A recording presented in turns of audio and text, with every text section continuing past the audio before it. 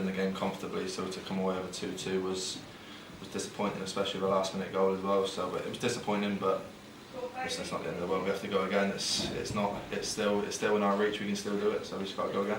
Yeah, it's 5 points. It's been that gap for a couple of months now, but now's sort of the time to turn it on.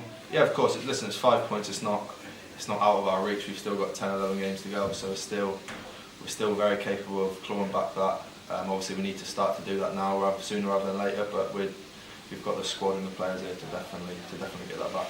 A big week coming up ahead. A couple of away games.